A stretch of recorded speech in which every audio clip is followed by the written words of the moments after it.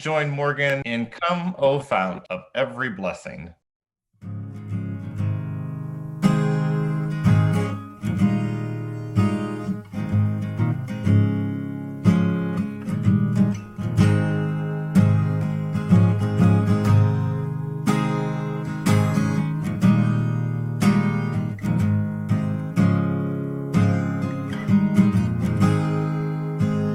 Come, O fount of every blessing, tune my heart to sing your praise. Streams of mercy never ceasing, call for songs of endless praise. Teach me some melodious sonnet sung by flaming tongues above. Praise the mount time fix upon it, mount of God's unfailing love. Yeah.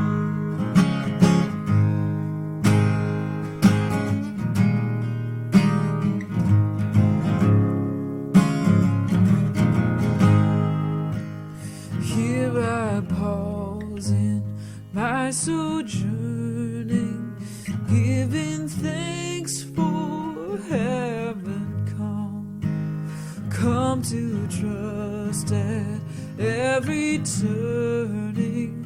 God will guide me safely home.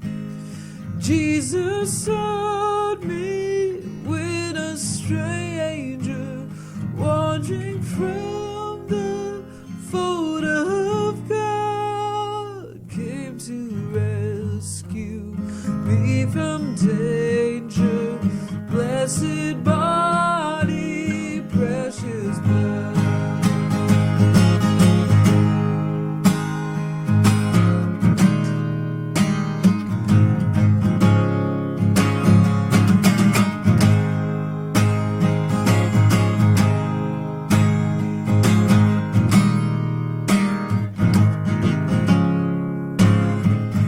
Oh, to grace, and all to grace, how great a debtor daily I am drawn anew. Let that grace now, like a fetter, bind my wandering heart to you. Prone to wander, I can feel it, wander from the love I've known. Here's my heart, oh, take and seal it for your very own. Here's my heart, oh, take and seal it for your very own. Please join me in the call to worship. In the beginning, there was only love. Today, Love embraces our universe. You are loved. I I am love. We are created to love. My life life is like a is like storm a storm at sea, Love quiets the wind to a whisper. and and tames tames the crushing waves. I am grateful when the storm dies down. Love leads me to safe harbor. Good people see this and are glad. Evil people are speechless, stop stopped in in their their tracks. tracks. If you are really wise, you'll think this over. It's time we appreciate God's deep love. In the beginning, there was only love. Today, love embraces the universe. You are loved. I am loved. We are created To love. Oh God, ancient love, love of the universe, holding us, in sunshine and in rain clouds, sheltering us under trees and roofs of houses. Divine love, help us to always feel your presence, no matter what, to know that we are loved. Thank you, ancient love. Amen.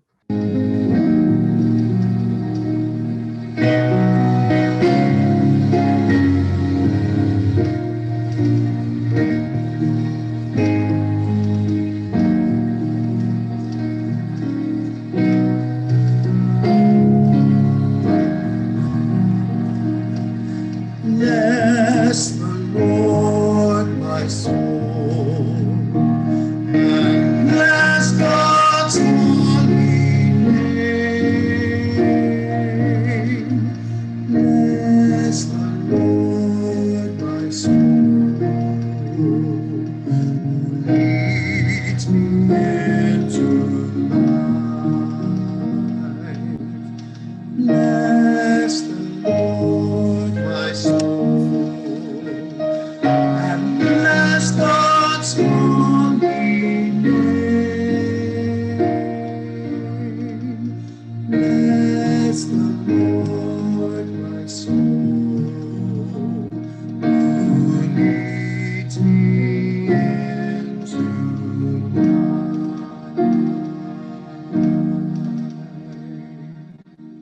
Our hearts hold a prayer that carry us all.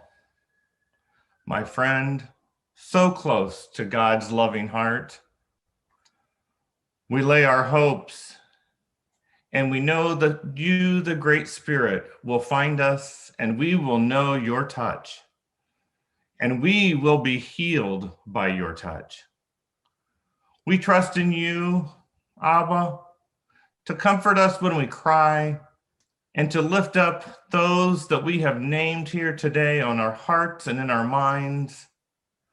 We continue to bless those in the medical fields that care for those that are in need each day and night. We often wish that we could be with you, Abba, holding your hand and be in prayer daily and hourly, but often is not able to happen. And since it's not able to happen, we know you are sending your love, your thoughts, and your faith to be with us and with our families and with our friends.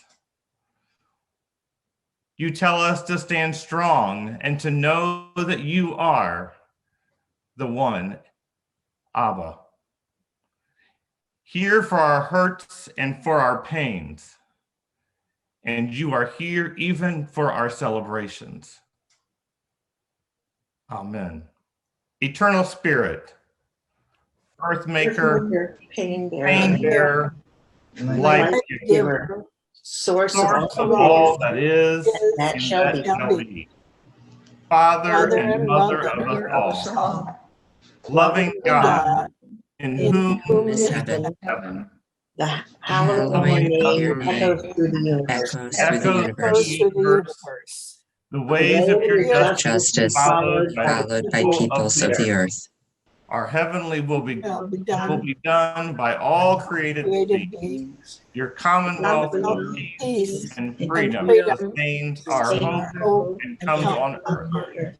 With the bread we need for today, feed us. Yes. In the hurt We we absorb absorb one another, forgive us.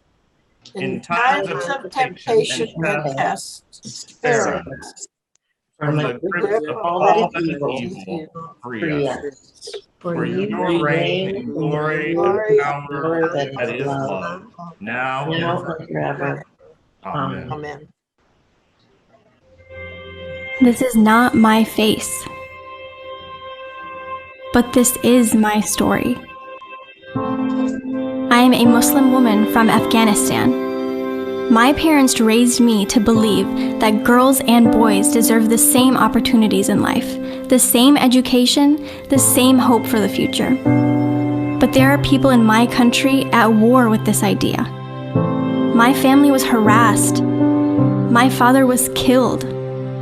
My sister and I now live in the United States.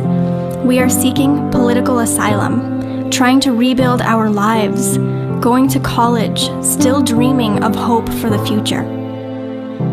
And one great hour of sharing has been there, helping us every step of the way.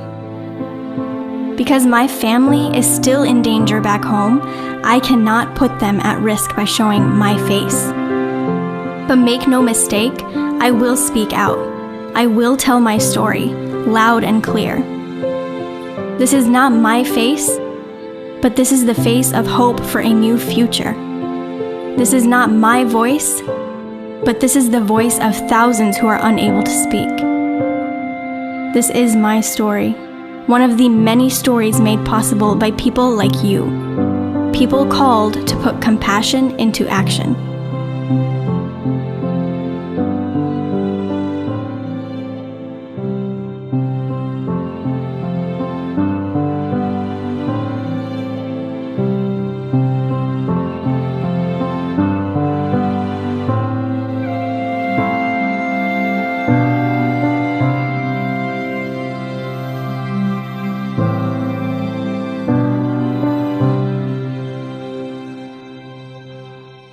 Let us join Morgan in singing Nothing I Hold On To.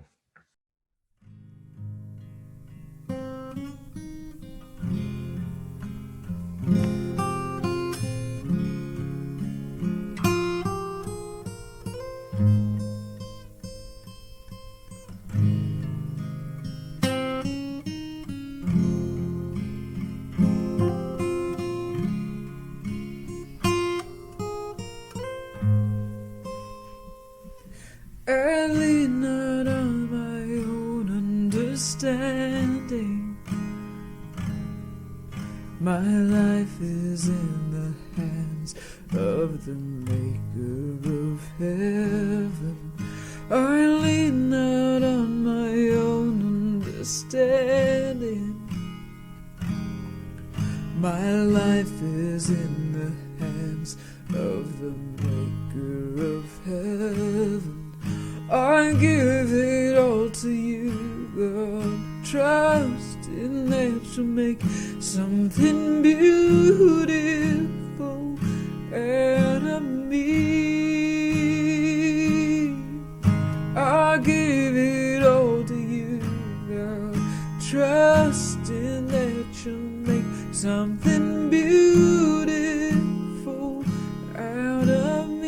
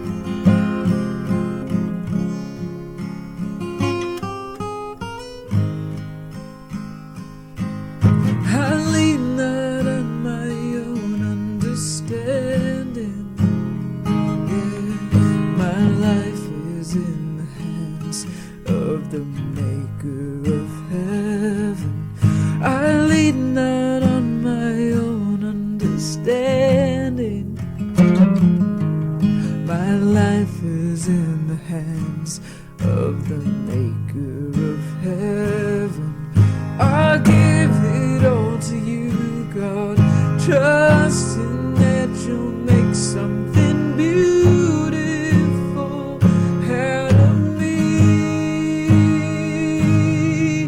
I give it all to you, God, trusting that you'll make something beautiful out of me. And I will climb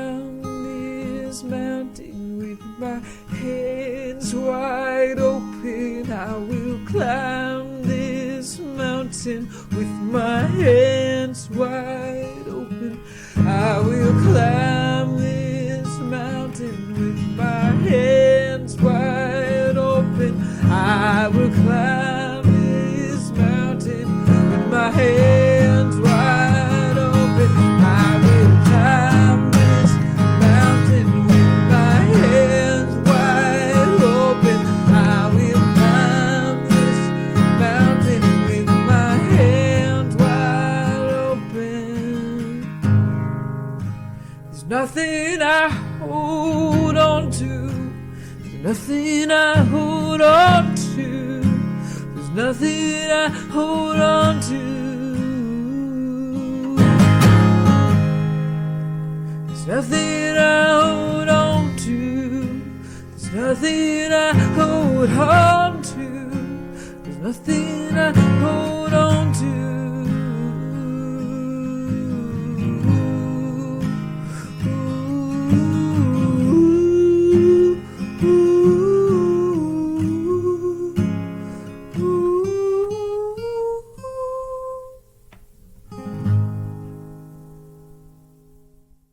And as we take this time to consider what we can give, loving Spirit, we come to you in prayer this morning. There is so much darkness in our lives, and often we hide from you. Take our hands and lead us out of the shadow of our fear. Help us to change our hearts and bring us to your truth. Help us to respond to you and your generous love. Help us to recognize the fullness of your love, which will fill our lives. Free us from the darkness of our hearts, and free us to give what we can give happily. Amen. Let us join Ted in the doxology at this time.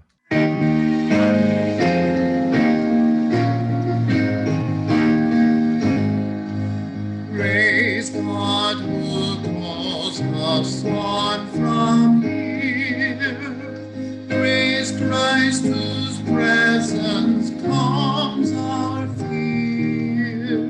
Praise Holy Spirit in our lives.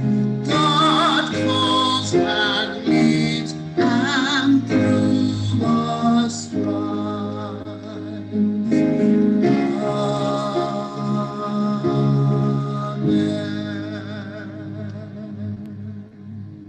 This morning, we're going to be looking at the Gospel of John.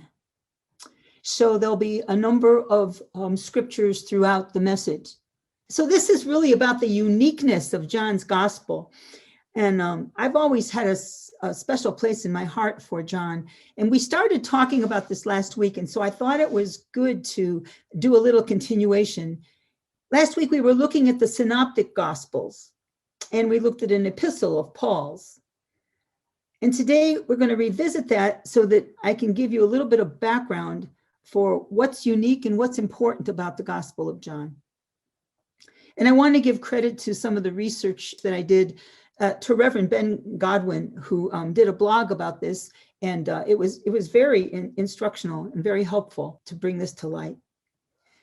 So as we know, the Gospels are called Matthew, Mark, Luke, and John, because traditionally they were thought to have been written by Matthew, who was a disciple and a tax collector, John, who was the beloved disciple, the youngest of the disciples, it is thought. In fact, in the picture of the Last Supper, the one that's very traditional, if you look at it closely, you will notice that near Jesus, right next to Jesus, there's this younger man, and he has his head, he's leaning on Jesus. And so it's thought that John was quite young, a boy, when he first hooked up with Jesus. And so that's why he's called the beloved disciple, because Jesus just took him under his wing, you know, as he would, a young boy that he would mentor. And of course, was thought to be the author of this fourth gospel. And then there's Mark, who was the secretary of the disciple Peter. And then there's Luke, who happened to be a physician, but was also a traveling companion of Paul. So those are the four that we normally hear, right? Matthew, Mark, Luke, and John. Now, truth is that scholars are pretty sure that none of those names attributed to the Gospels are related to the actual authors. It's probable that the authors of these Gospels were actually disciples of those four, Matthew, Mark, Luke, and John.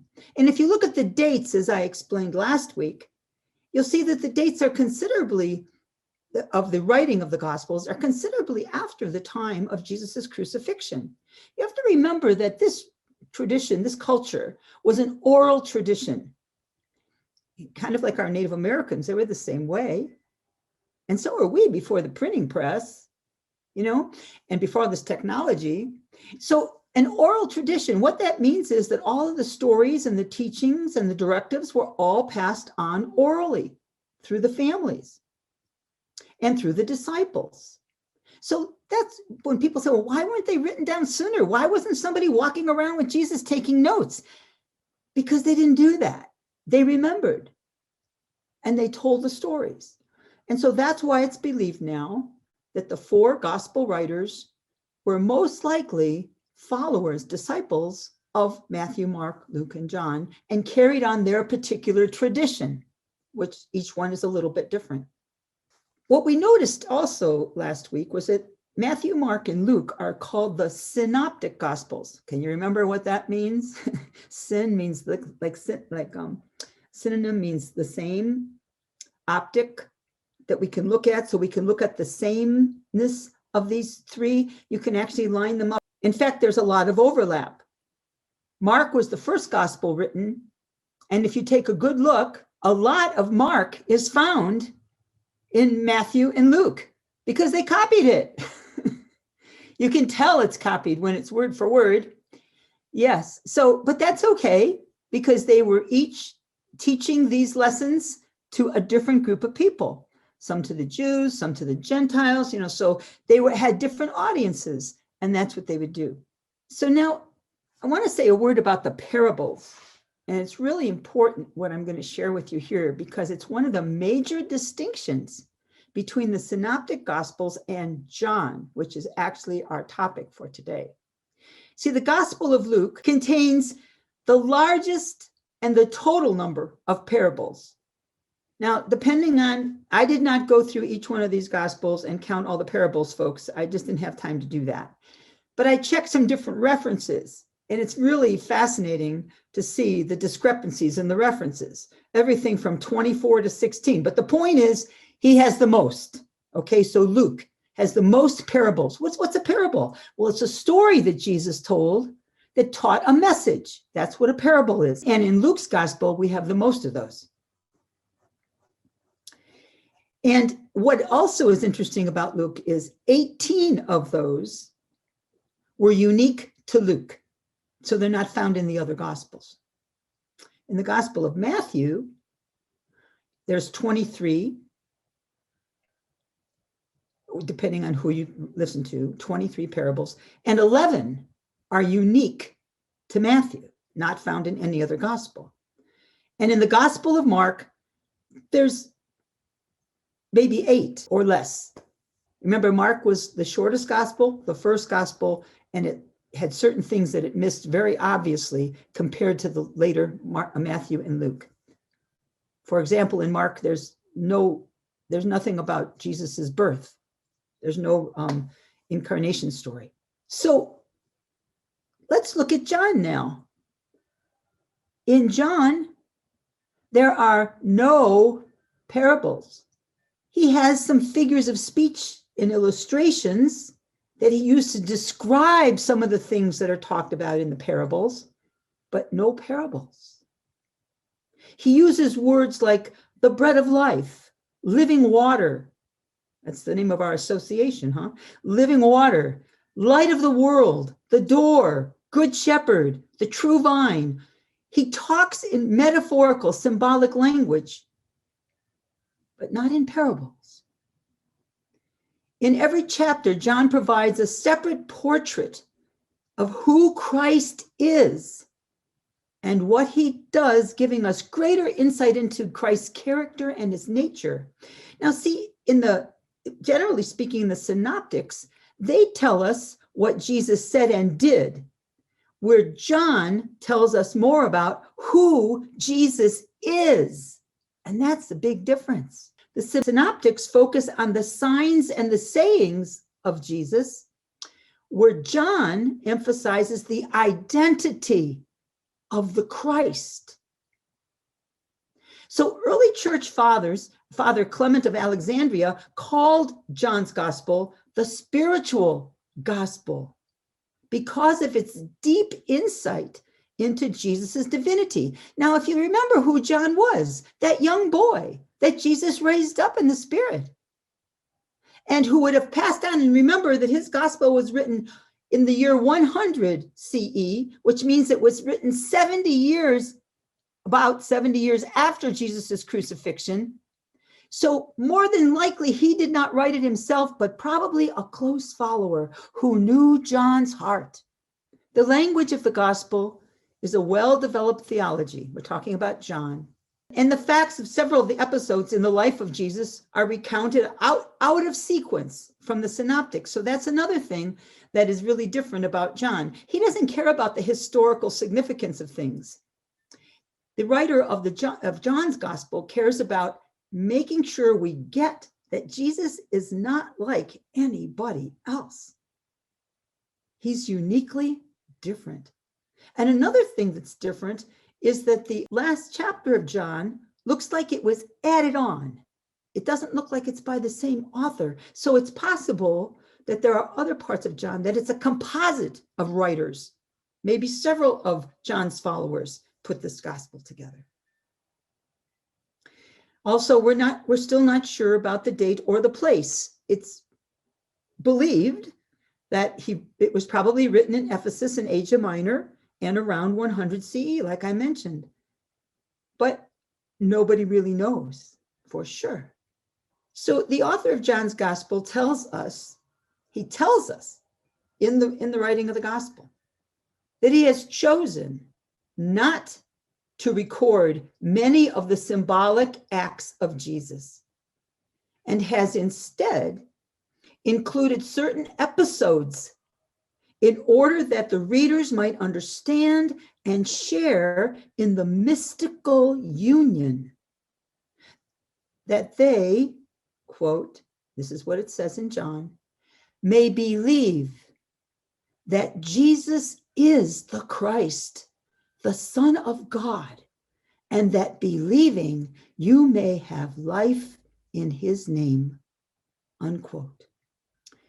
The author of John does not begin the gospel like Matthew and Luke, who started with the birth, infancy narratives of Jesus. He doesn't start with the birth of Jesus. He doesn't pronounce Jesus's birth. But, and this is so fascinating about John, he refers all the way back to the beginning of time, echoing Genesis, where he starts his gospel, and you'll know these familiar words. He says, "In the beginning was the Word, and the Word was with God, and the Word was God." Now, if you look at that in the scriptures, you will notice that the word word is capitalized. The reason it's capitalized is because he's talking about the Christ, the Word of God sent to us. He's talking about the Christ. So let me read that very first statement of his gospel again, and you supply for word the Christ. In the beginning, the very beginning, was the Christ. And the Christ was with God. And the Christ was God. So this historic being that we know as Jesus embodied the Christ energy of God. And that's what he's talking about here. So the author continually adds interpretive comments of his own to clarify Jesus's motives. In the narration, he shows that there's certain miraculous deeds, but these aren't parables. Like he talks about the feeding of the 5,000. Well, That's something that happened, huh? And that appears in all 4 Gospels. But John's version is a little different because he explains it as symbolic of a deeper spiritual truth. He doesn't just talk about the multiplication of the loaves and the fishes. He uses words like Jesus saying, I am the bread of life.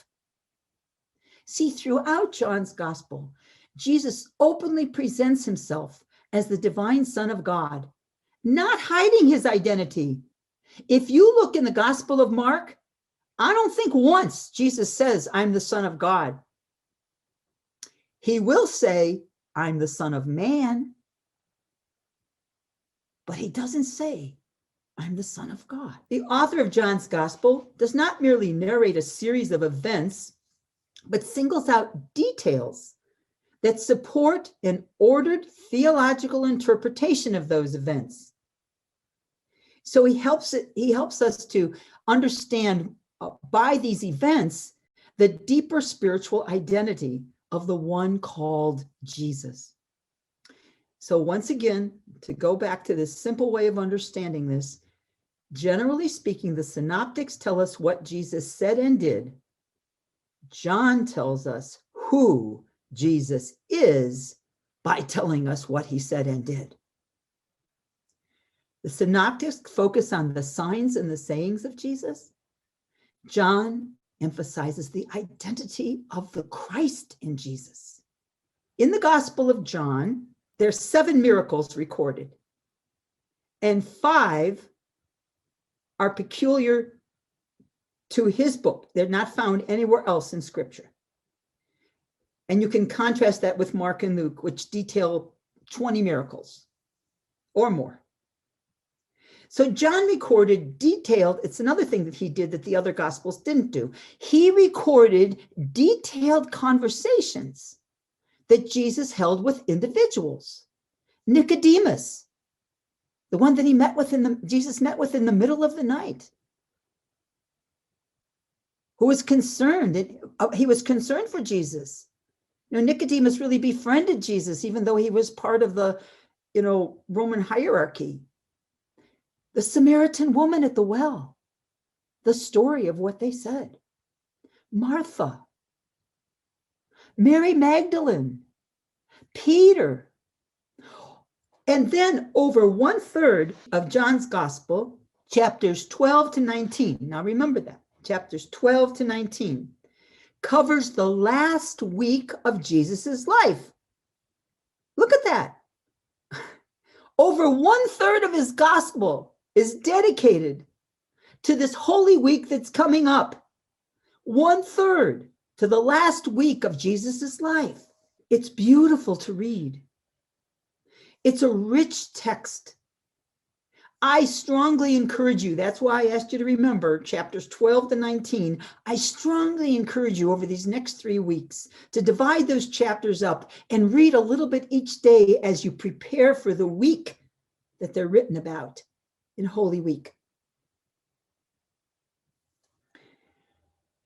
I'm using the translation this morning from the Message, which is a it's like the King James Version is one translation. Well, the Message is a different translation, but it's the most current in terms of it's in common everyday language, the language that we speak.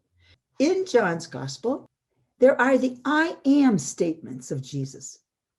And those statements have always drawn me in. In fact, in the church that I served in Barberton, we had our stained glass windows made depicting these I am sayings of Jesus. So what are those? Well, here's the ones that are in John's Gospel. I am the bread of life, the living bread. I am the light of the world. Before Abraham was, I am. I am the good shepherd. I am the resurrection and the life. I am the way, the truth, and the life. I am the true life. I am he.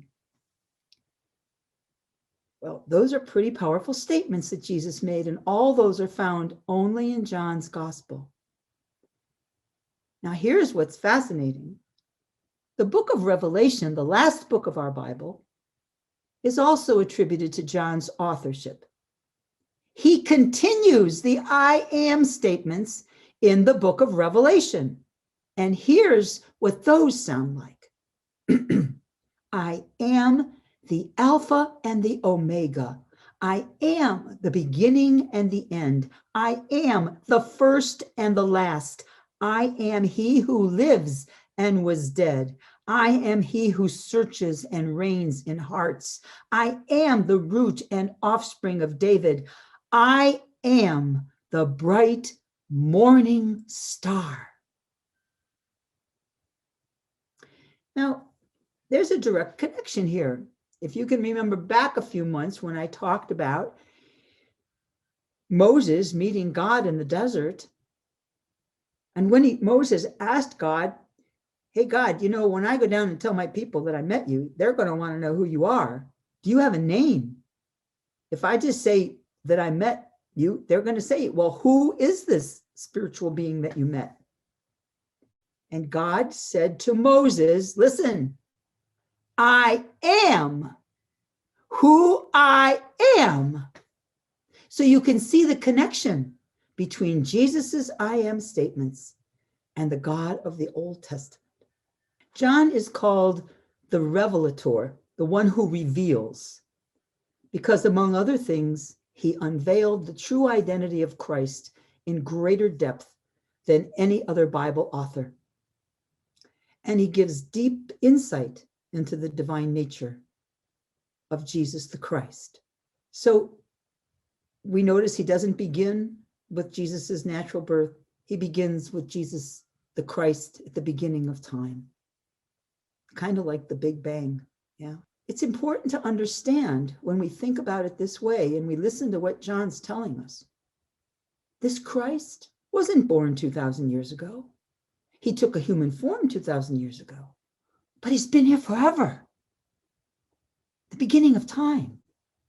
Sat with God the Father, the Creator. If we talk about our Trinitarian theology, at the beginning of time, a co-creator became human, lived among us. We can trace him all the way back to the beginning with God. See, John paid attention when others didn't. And he highlighted what he learned from Jesus, his mentor. Just listen to these words that you'll only find in John. I and my Father are one. He who sees me has seen the Father. These are written that you may believe that Jesus is the Christ, the Son of God, and believing you may have life in his name. John presented Christ so persuasively to the readers to believe and receive eternal life through him. In John's gospel, and I didn't believe this when I did the research, so I went and did it myself. I did a word search. The word believe is 80 times in John's gospel. He wants us to believe in Jesus. So I'm going to bring this to a close by inviting you to sit back, relax, and even close your eyes if you're comfortable doing that. Because I would like you to, on the movie screen of your mind, or if you receive things through messages of the ears, however you experience when I tell you these stories, I'm going to read directly from John some of the stories and invite you just to be there and to take them in at whatever level you can. So try to tune everything else out and just listen to the gospel text. Jesus got up from the supper table, set aside his robe, and put on an apron. Then he poured water into a basin and began to wash the feet of the disciples, drying them with his apron. When he got to Simon Peter, Peter said, "Master, you wash my feet?" Jesus answered, You don't understand now what I'm doing, but it will be clear enough to you later. Peter persisted. You're not going to wash my feet ever. Jesus said, Peter, if I don't wash you, you can't be part of what I'm doing. Master, said Peter, not only my feet then, wash my hands, wash my head. Now listen closely to Jesus' sense of humor here and a touch of his deep love for Peter. Jesus said, if you've had a bath in the morning, you only need your feet washed now, and you're clean from head to toe.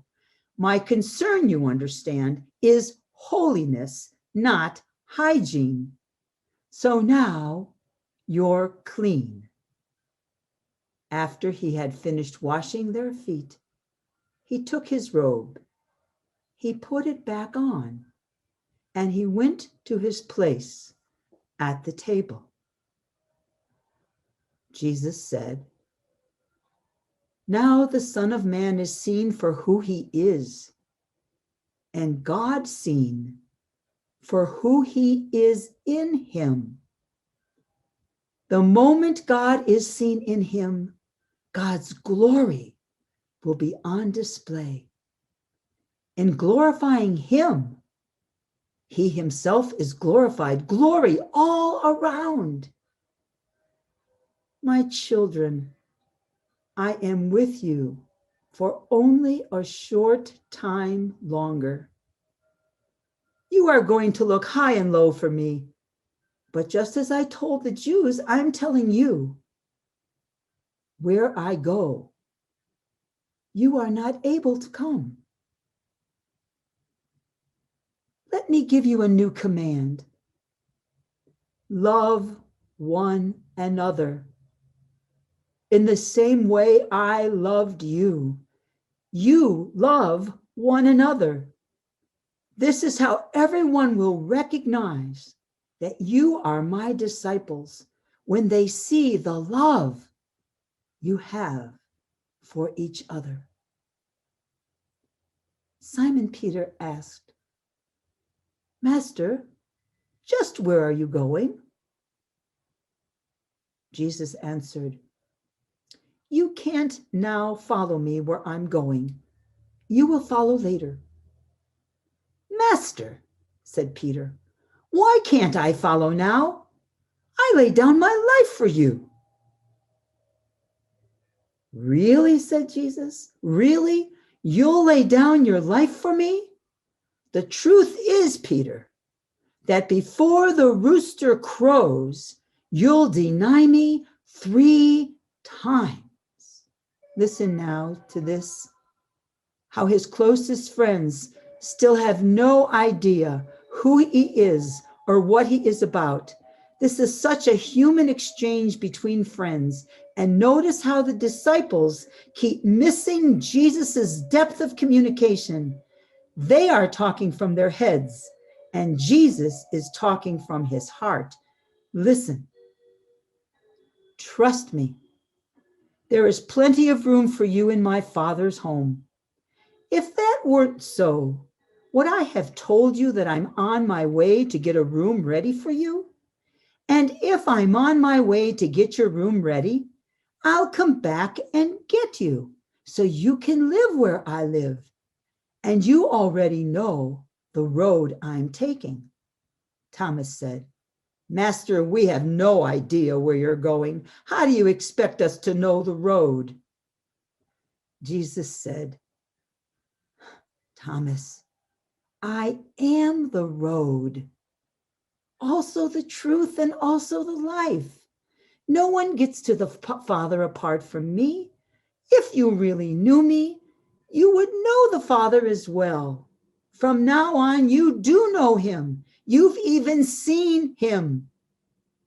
Philip said, Master, show us the Father, then we'll be content. Oh, you've been with me all this time, Philip, and you still don't understand? To see me is to see the Father. So how can you ask me, Philip, where is the Father? Don't you believe that I am in the Father and the Father is in me? The words that I speak to you aren't mere words. I don't just make them up on my own. The Father who resides in me crafts each word into a divine act. Believe me, I am in my Father, and my Father is in me. If you can't believe that, believe what you see, these works. The person who trusts me will not only do what I'm doing, but even greater things, because I, on my way to the Father, am giving you the same work to do that I've been doing. Count on it. From now on, whatever you request along the lines of who I am and what I am doing, I'll do it. That's how the Father will be seen for who he is in the Son. I mean it, whatever you request. In this way, I will do. I've told you these things to prepare you for the rough times ahead. They're going to throw you out of the meeting places. There'll even come a time when anyone who kills you will think he's doing God a favor. They will do these things because they never really understood the Father. I've told you these things so that when the time comes and they start in on you, you'll be well warned and ready for them. Because you see, I'm sending a friend, the Spirit of truth. And she will live in your hearts and be with you to the end of time.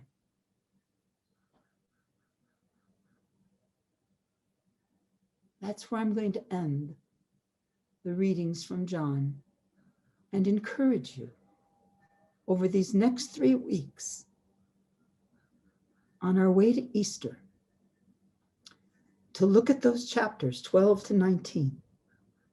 Get to know Jesus. Learn the way he communicates from his heart. Get to know his heart.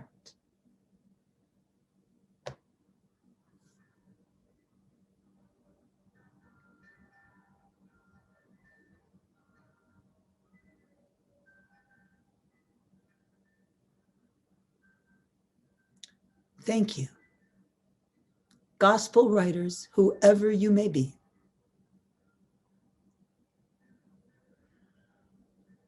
for allowing us, this 2,000 some years later,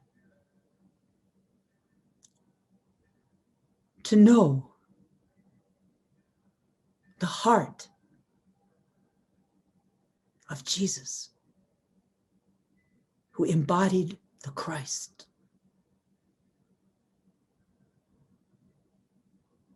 Amen.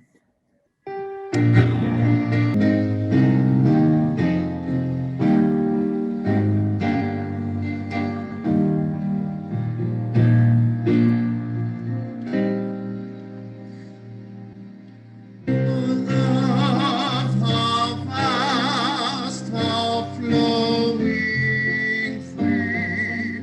Oh, love, how filled with ecstasy.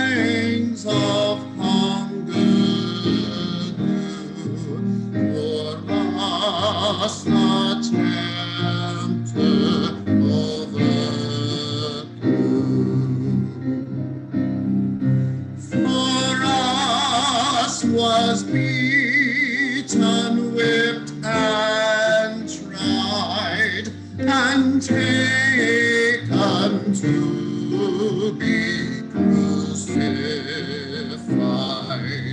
So love all this for comfort, and dying life for us procured.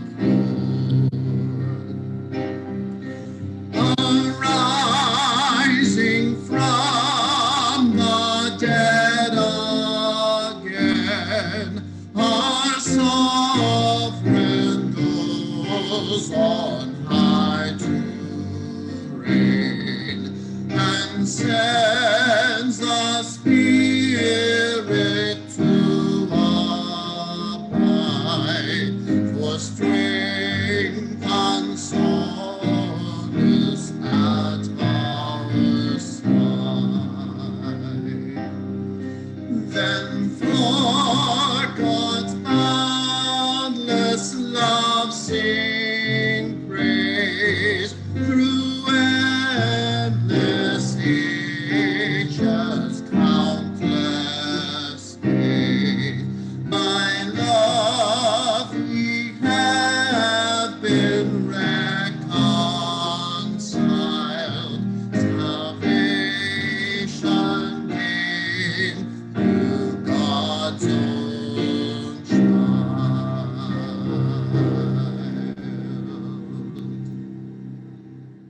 Putting our hand on our heart and sharing the blessing of love that permeates our universe and ourselves. Sending this love to whomever you're thinking of right now, and extending not only to your loved ones and those you care about and those that we know from praying this morning who are ill and some very ill. But since we are sharing the love of the universe, we have a lot to go around. So for all those who are suffering in our world, send love. For all those whose hearts are hardened and need to be softened, send love. For all those that are hungry today, send your compassion and your love. For all those who are dying alone, send love. And for anyone else or anything else that you can think of right now, be generous and send love. And then turning your sending hand to your own heart, receive love. And know that no matter what, you are held in this love that is so enormous.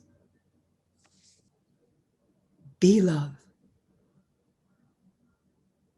All this we pray in the name of the Trinity, the expressions of the divine, Creator, Christ, and Comforter. Amen.